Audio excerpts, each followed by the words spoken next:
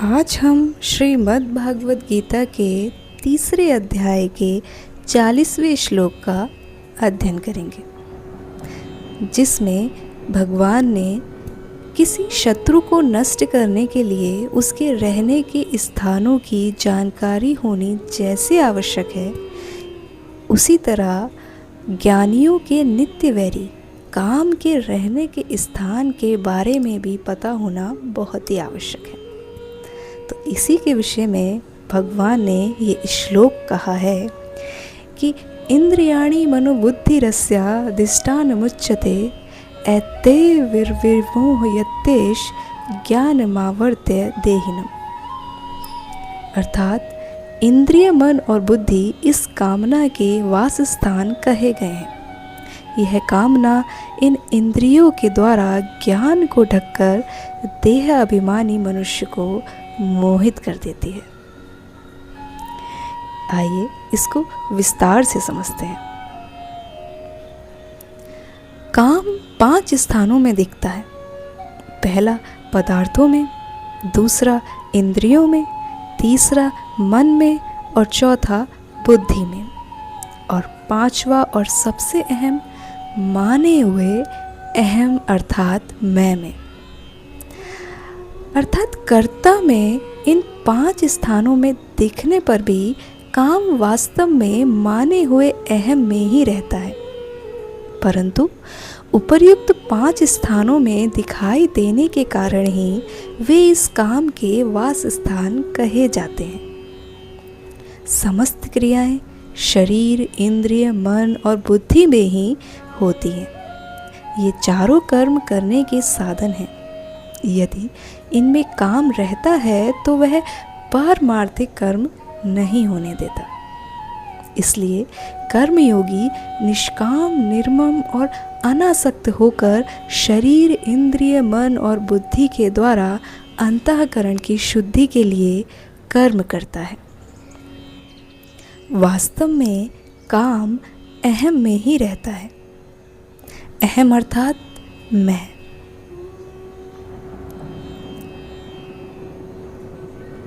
मैं अमुक वर्ण, आश्रम, संप्रदाय वाला हूँ, यह केवल मान्यता है। मान्यता के सिवाय इसका दूसरा कोई प्रमाण नहीं है। इस माने हुए संबंध में ही कामना रहती है। कामना से ही सब पाप होते हैं। पाप तो फल भुगता कर नष्ट हो जाते हैं, पर अहम से कामना दूर हुए बिना नए नए पाप होते रहते हैं। इसलिए कामना ही जीवन को बांधने वाली है।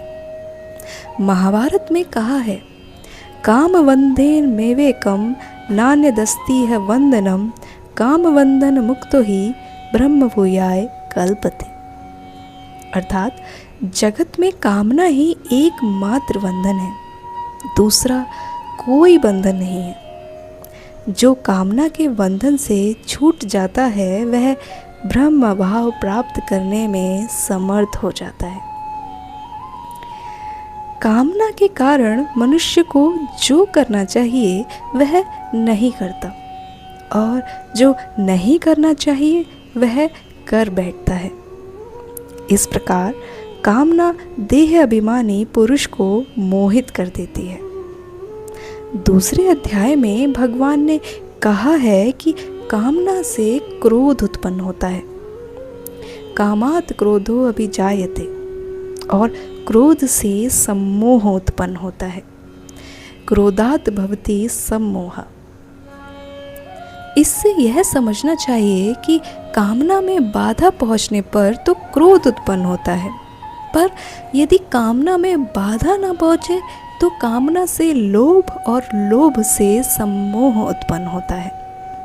तात्पर्य यह है कि कामना से पदार्थ ना मिले तो क्रोध उत्पन्न होता है, और पदार्थ मिले तो लोभ उत्पन्न होता है। उनसे फिर मोह उत्पन्न होता है। कामना रजोगुण का कार्य है और मोह तमोगुण का। रजोगुण और तमोगुण पास पास रहते हैं, अतः काम, क्रोध, लोभ और मोह पास पास ही रहते हैं। काम इंद्रिय मन और बुद्धि के द्वारा देह अभिमानी पुरुष को मोहित कर देता है। इस प्रकार काम रजोगुण का कार्य होते हुए भी तमोगुण का कार्य मोह हो जाता है। कामना उत्पन्न होने पर मनुष्य पहले इंद्रियों से भोग भोगने की कामना करता है। पहले तो भोग पदार्थ मिलते नहीं और मिल भी जाएं तो टिकते नहीं, इसलिए उन्हें किसी तरह प्राप्त करने के लिए वह मन में तरह तरह की कामनाएं करता है।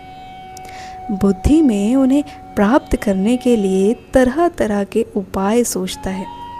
इस प्रकार कामना पहले इंद्रियों के संयोग जन्य सुख के प्रलोभनों में लगाती है, फिर इंद्रियां मन को अपनी ओर खींचती हैं और उसके बाद इंद्रिय और मन मिलकर बुद्धि को भी अपनी ओर खींच लेते हैं।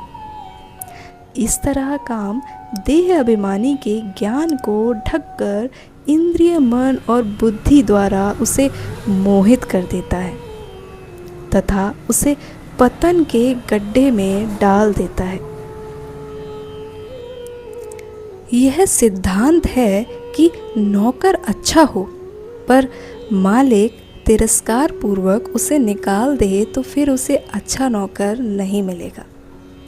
ऐसे ही मालिक अच्छा हो पर नौकर उसका तिरस्कार कर दे तो फिर उसे अच्छा मालिक नहीं मिलेगा।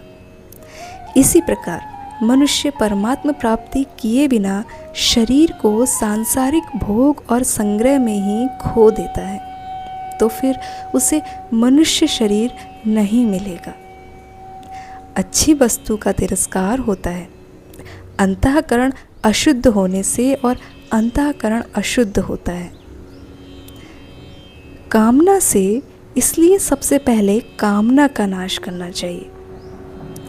देहिनम विमोहयति पदों का तात्पर्य यह है कि यह काम देह अभिमानी पुरुष को ही मोहित करता है। शरीर को मैं और मेरा मानने वाला ही देह अभिमानी होता है। भगवान ने अपने उपदेश के आरंभ में ही देह और देही का विवेचन किया है।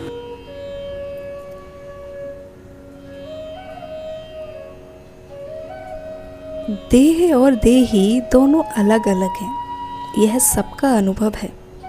यह काम ज्ञान को ढककर देह अभिमानी को बांधता है, देही को नहीं। जो देह के साथ अपना संबंध नहीं मानता उसे यह बांध नहीं सकता।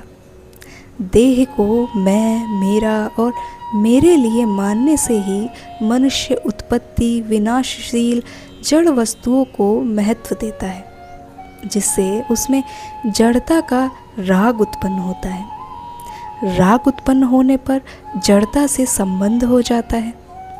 जड़ता से संबंध होने पर ही कामना की उत्पत्ति होती है। कामना उत्पन्न होने पर ही जीव मोहित होकर संसार बंधन में बंध जाता है। जय श्री कृष्ण।